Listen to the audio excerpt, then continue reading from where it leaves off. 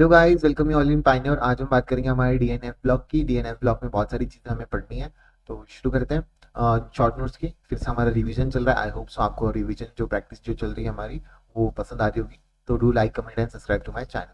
तो एनएस जो कि हमारा 0 से लेके 2% तक होता है, N-1 जो कि D1 से लेके 10 तक हो सकता है, ये आपका इलेक्ट्रॉनिक कॉन्फ़िगरेशन आता है। एक्सेप्शन यहाँ पे आ जाता है सीआर। सीआर क्या होता है आपका बता सकते हैं आप? आपका सीआर होता है क्रोमियम।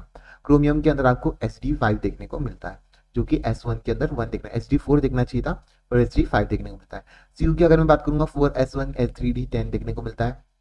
Cu क्या हो जाता है आपका? कॉपर। और PD क्या हो जाता है आपका? PD क्या हो जाता है बता सकते हो आप? PD क्या हो जाएगी आपकी? PD क्या हो जाता है आपका? PD का नाम क्या है? PD का नाम है, नाम याद नहीं रहता यार इसके। पीडी का देख लेंगे, 5S0D10 और इसमें आ जाता है। D10 कॉन्फ़िगरेशन आ जाती है। हाँ, पैलेडियम है ये, पैलेडियम है ये, पैलेडियम है ये। ठीक है। नेक्स्ट बात करते हैं जेडन, कैडमिनियम और मरकरी की। अगर मैं बात करूंगा, ट्रांजिशन एलिमेंट है जिसके अंदर ट्रांजिशन एलिमेंट बिल्कुल भी नहीं है ये, क्योंकि इनके अंदर D10 कॉन्फ़िगरेशन देखने को मिलता है। मर्क्यूरी अगर आपकी बात करेंगे यहाँ पे, मर्क्यूरी के बारे में अगर मैं सिल्वर की अगर मैं बात करूँ यहाँ पे Ag की, ये ट्रांजिशन एलिमेंट है, इसके अंदर +2 ऑक्सीडेशन स्टेट देखने को मिलती है। It have partially field D orbital in it. ठीक है। साइज की अगर मैं बात करूंगा, थर्ड ग्रुप में आपको स्कैंडियम, एट्रियम, एट्रियम और ये आपका लैंथेनम आ जाता है। पर फोर्थ से लेकर 12th ग्रुप तक आपको इस तरीके का साइज देखने को मिलता है। यहाँ पे इक्वल इसलिए क्योंकि लैंथेनाइट कॉन्ट्रैक्शन की वजह से। 3D सीरीज में FeCO और निकल आपका इक्वल ये दे रहे हैं, साइज का कॉन्ट्रीब्यूशन देते हैं। नेक्स्ट बात करते हैं आई की। अगर मैं बात करूंगा आयनाइजेशन एनर्जी, स्कैंडियम जो कि मिनिमम होता है, जेलेन जो कि मैक्सिमम होता है, वाई इसका मिनिमम होता है, कैडमियम मैक्सिमम इसके अंदर देखने को मिलता है। एक्सेप्शन अगर थर्ड ग्रुप में देखूंगा, थर्ड ग्रुप में इस तरीके से डाउन द ग्रुप आई आपका डिक्रीज होता है। 5D सीरीज में is maximum due to the lanthanide contraction. पर बाकी सब में जो है 5D सीरीज में मैक्सिमम होता है क्योंकि लैंथेनाइट कॉन्ट्रैक्शन होता है। तो ये हमने I think so periodic table में भी मैंने इसके बारे में बताया। फाइनल ऑर्डर जो कि 3D सीरीज का आ जाता है, उसके अंदर आ जाता है आपका स्कैंडियम, वेनेडियम, फिर उसके बाद आपका क्रोमियम, उसके बाद आपका टाइटेनियम, टाइटेनियम के बाद आपका मैग्नीस, मैग्नीस के बाद आपका आ जाएगा, मैग्नीस के बाद आ जाएगा निकल, कॉपर और कोबाल्ट। ठीक है। निकल, कॉपर, कोबाल्ट, जिंक एंड फिर Je, मतलब आपका जे का मतलब आपका आ जाता है नीचे आ जाएगा। ठीक है। इस तरीके से आपका आ जाता है इनके अंदर first final 3D order series. इतनी बड़ी पूछी नहीं जाती है कभी कभार। ठीक है। इसको याद रखना। Ie2 आपको इंपॉर्टेंट है, इसके अंदर आपको याद रखना है कि आपका क्रोमियम का सबसे ज्यादा होता है, फिर मैग्नीज का आ जाता है, Ie2 आ जाता है। और उसके बाद कॉपर और जिंक में भी आपका इस तरीके से देखने को मिलता है।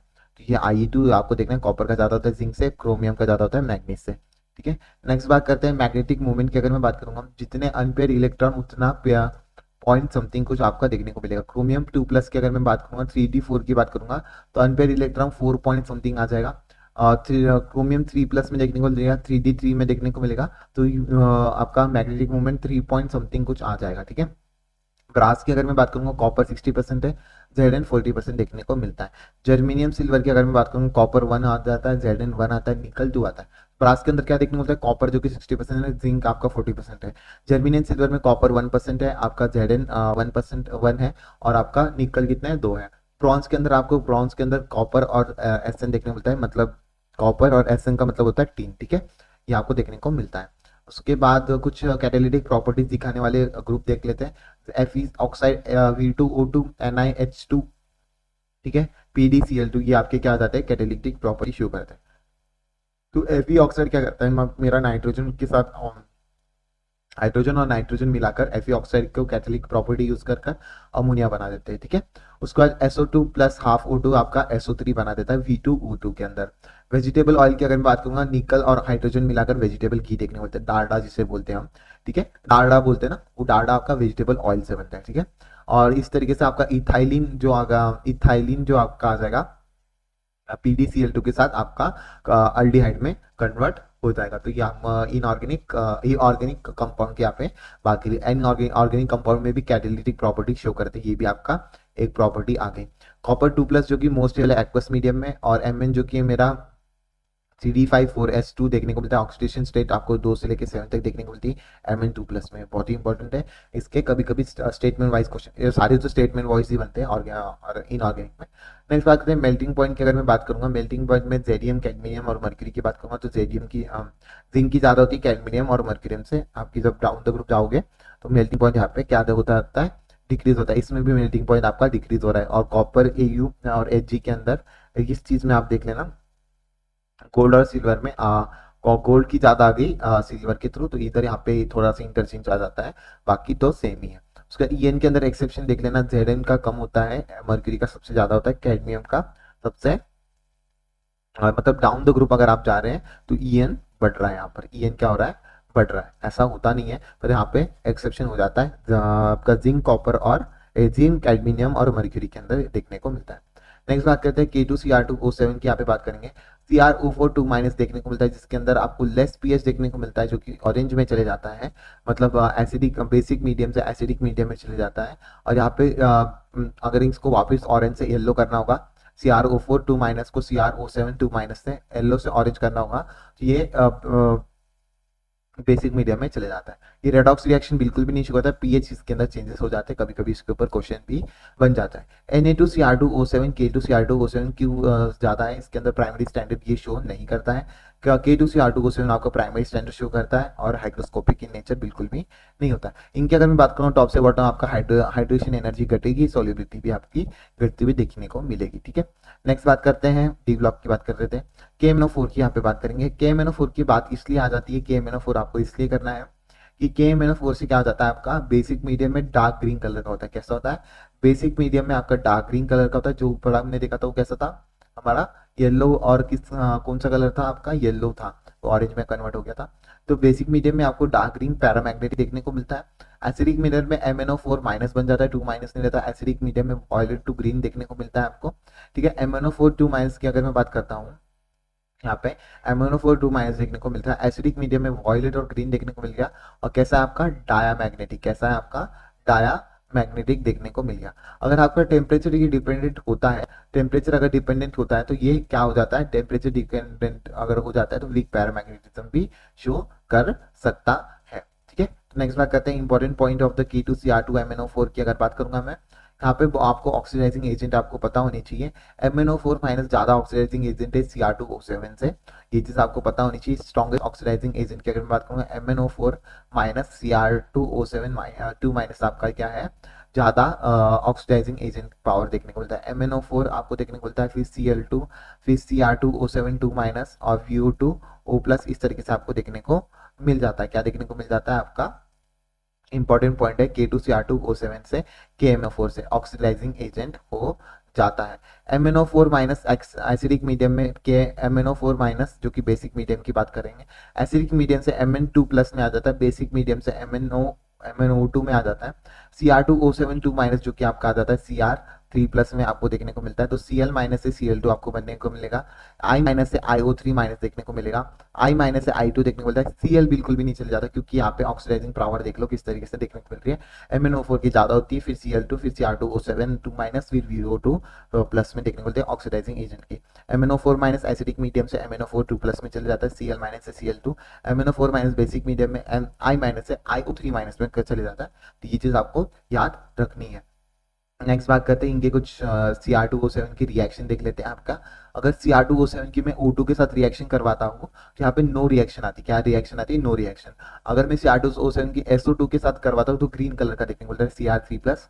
KOH के साथ मतलब बेस के साथ अगर मैं करवाता हूँ येलो कलर देखने को मिलता है, CrO4 2 माइनस देखने को मिल जाता है, ग्रीन कलर में बन जाता है, येलो कलर में देखने को मिलता है। Higher oxidation state, Mn can be stable in presence of mercury, En like Fn oxygen. और Fn ऑक्सीजन को भी कंपेयर करोगे तो ऑक्सीजन से ज्यादा हो जाता है, क्योंकि multiple formation of capability of वो है, इसका फॉर्मेशन ऑफ द कैपेबिलिटी वो सबसे ज्यादा देखने को मिलता है।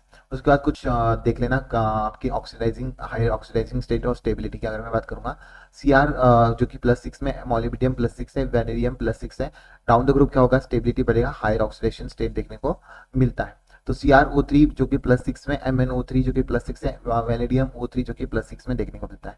तो इस तरीके से आपका ऑक्सीडाइजिंग एजेंट की बात करेंगे, ये सबसे ज़्यादा ऑक्सीडाइजिंग एजेंट होगा, ये रिड्यूस इजीली हो जाएगा। पर ये जो होंगे आपके रिड्यूस इजीली नहीं होंगे क्योंकि ये +6 के अंदर स्टेबल हो जाते हैं। इसी के साथ आपका डी ब्लॉक का यहाँ पे हो गया। अभी हम थोड़े से एफ ब्लॉक के भी यहाँ पर देख लेंगे, एफ ब्लॉक के देख लेंगे, ठीक है। एफ ब्लॉक के बारे में बात करते हैं। यहाँ पे अगर एफ ब्लॉक आपको देखना है तो एफ ब्लॉक के बारे में आपको ये देखना है कि इसका इलेक्ट्रॉन कॉन्फ़िगरेशन किस तरीके का है। तो यहाँ पे अगर मैं बात करूंगा n-2 f 0 से लेके 14 तक हो सकता है, n-1 t क्योंकि 0 1 2 सब हो सकता है, ठीक है। तो अगर मैं बात करता हूँ इसमें सबसे पहले आपका आ जाता है TH मतलब थोरियम। थोरियम के अंदर क्या देखने को मिलता है आपको, D2 देखने को मिलता है, ये चीज बहुत इंपॉर्टेंट है। और बाकी आपका GD मतलब आपका GD का इसका मतलब होता है कि आपका कौन से ग्रुप में आ जाता है GD, GD गैडोलियम, गैडोलियम बोलते हैं इसको। इसका कॉन्फ़िगरेशन बहुत बार पूछा जाता है, इंपॉर्टेंट हो जाता है एनसीईआरटी से। तो इसके अंदर 4f7 5d1 और 6s2, ये इसलिए मैंने लिखवा दिया है कि आपकी कभी भी पूछ सकता है एग्जाम में। उसके बाद मैं बात करता हूँ आपका सीरियम, और उसके बाद गैलिडोनियम, और आपका आ जाता है लुथीनियम जो कि 5d10 के अंदर 5d1 कॉन्फ़िगरेशन शो करते हैं।